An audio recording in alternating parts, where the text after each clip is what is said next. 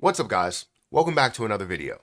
Now in this one, I want to talk to you guys about a comparison, a Charles Schwab comparison that people have been asking me about. One of the most popular dividend plays in like honestly the last 2 years, maybe 3 years, has been SCHD. People have been talking about this consistently. I've talked about it. I've had a number of views off of it. I mean, hundreds of thousands of views off of talking about SCHD. And why is that? Because it's grown by a lot over, the last, not over the last year, but if you skip the last year and look previous to that, you've seen massive amounts of growth for this position. Now, a lot of people have mentioned the fact that you're seeing this growth as well as being paid a decent dividend. So it's a no-brainer to why you would talk about it. However, in the last year, it is my only underperforming position that I have. The only one. All of my other positions are not underperforming. They are positive and massively positive at that. But this, percentage-wise, for how much I have in there, is not really performing well. The dividend, though, I'm getting paid a decent dividend, which is fine, and I'll take that any day of the week. I just expect to see at least some positive growth in the last year. Now, I know that most people want me to back up and look, 5 years, and you're like, hey, the average is looking great, but I haven't been invested for 5 years. So what I'm seeing is not necessarily what everybody else is seeing. And as I look at what I hold now, I'm not putting heavy amounts in it, right now or at the lowest possible point. So I want to do a comparison because people have mentioned this to me. They were like, "Hey, why are you not buying SCHG? SCHG is a growth, ETF. You'll be able to experience a lot of growth from that." And we're going to go through the comparisons as to why I'm not putting it in my dividend portfolio, but I am putting it in my long-term, portfolio, my traditional IRA. So if you guys could, make sure hit that like button, hit that subscribe button, hit the notification bell for more of these videos. Also, make sure you check out any of the links for Robinhood, for Webull, for any platform down below. I believe you can even buy stocks on crypto.com. So feel free to check out that link down below if you guys are interested. Now, we're going to just jump right into it. I want you guys to see the comparison. I have both of them up on the screen. Let me put me in here as well. So I have both of them up on the screen. You're going to see that we have Charles Schwab US Dividend Equity ETF, or SCHD, on the left. And then we have Charles Schwab US Large Cap Growth ETF over on the right. The Growth ETF, or SCHG, is sitting at $32.20, while SCHD is at $27.37. If we look at the comparison over the last day, SCHD has grown more than SCHG. If we look at the last week, SCHD has grown 1% less than SCHG. You're looking at, a 1% gain versus a 2% gain that's there. In the last month, it's Charles Schwab US Dividend Equity ETF, or SCHD, is down by 1%. In the last month here, it's up by 5.5% for SCHG. In the last 3 months, it's flat for SCHD, and SCHG is up by 10% over the last 3 months. Year to date, SCHG is up by 15%. SCHD is down by 0.36%. In the last year, 365 days, down by 2.6%. And in the last year, it's up by 25% for SCHG. So you can see the comparison there and how much you're able to gain with a growth ETF like this. And you're going to look here, you're going to see like how much I have invested in this for my dividend portfolio, which is great to be able to receive dividends. And honestly, it's not that bad of a fall compared to how much we received in dividends. You just expect to see positivity, right? But overall, I am positive on what I do hold, which is up $459.05. It wasn't like that 2 days ago, but it's great to see that it is here now. SCHG, I only have $500 invested, and I just recently invested into it for my my traditional IRA, and I'm going to invest $20 per day into this. I plan on doing that.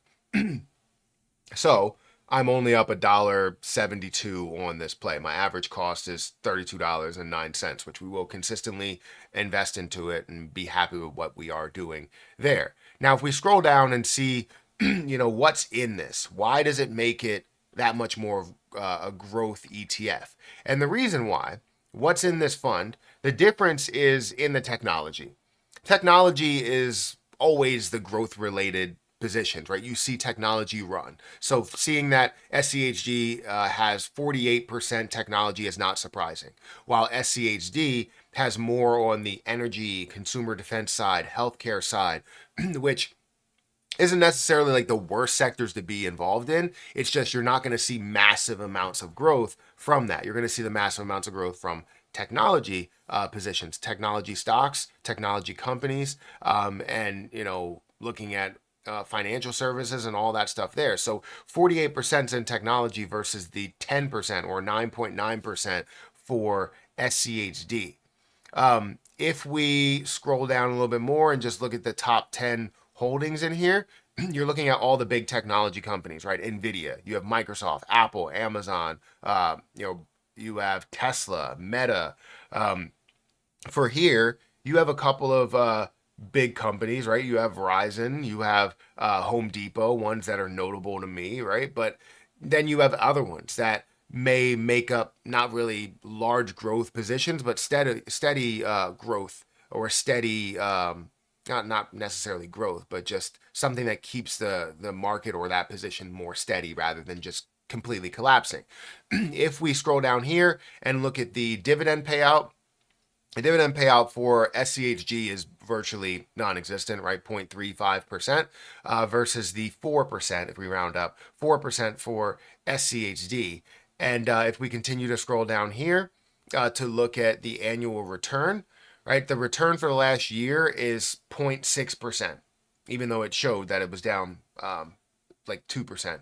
If you look at the last 3 years, 11% on average, 12% on average for 5 years, 12% on average for 10 years, 12% on average since 2011. So you should, if you zoom out, you should still see that level of growth as you go along, and you'll probably see pushes in the next year that go up 20% rather than being up just 10%, just to kind of get it back on average. But if you look at the average for this SCHG since 2009, you're looking at an average of 16%, 18% for 10 years, 17% for 5 years, 32% for 3 years, and then 23% for the last year. So we've seen massive returns for this play.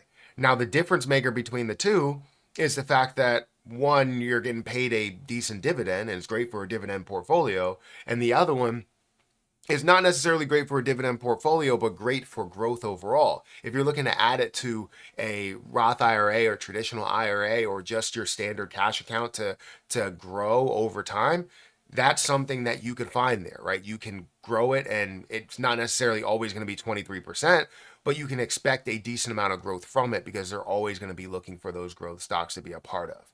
So ultimately, we came to this decision is that I have SCHD and I don't plan on letting it go. It is a great dividend paying position, and I expect to see further growth as we zoom out to see that average of 10% and this 2% loss for this last year to kind of go out the window and get eaten up by whatever the next year's gains will be, hopefully. But ultimately, we will be able to receive those dividends to kind of supplement things, and hopefully it's an addition to the gains that we see in the next year, hopefully, for SCHD. For SCHG, that's going to be in my traditional IRA, to where I will consistently invest $20 every single day into this play and just let it grow over time. Be able to invest at the highs, invest at the lows, and see that grow over time, hopefully at the same rate that we're seeing here of 20%. Because if I did, right, and I looked at that and let that grow, let me see if I can bring up the calculator, the smart asset calculator. Not, yeah, we'll do that. Not paycheck calculator, gain calculator. Sure. And then I'll show you guys what that looks like. So let me go back here. And if I decide to take SCHG at whatever the average was, let's say it's 16.76%. If I start out with $2,000 is what I have right now in that traditional IRA that I just started, and I have a contribution of how much is that? So $20 a day times 5. I'm looking at $100, $100 a week, about weekly at a rate of 16.76%. If I'm looking at not maybe 30 years. If I'm looking at 30 years just sitting in there and I calculate that, it's going to be $4.9 million. That's if I decided to do that. Now, if we look at a rate that's lower and it's like next 10 years, would be $144,000 that I'll be able to get in these returns. Next 20 years, I'll be looking at about $1 million that I can see for just that position alone. Now, I am investing into other ones as well, but the point is that you'll be able to see the growth over time, and it will just compound and compound and compound. So that's only if, obviously, this stays whole and stays at the average rate that we've seen, which is 17%. So anyways, let me know what you think about this. Is SCHG a better position than SCHD, or are you looking for two different things in two different portfolios? That's the way that I see it. Guys, hit that like button, hit that subscribe button, and I'll catch you guys in the next one. See ya.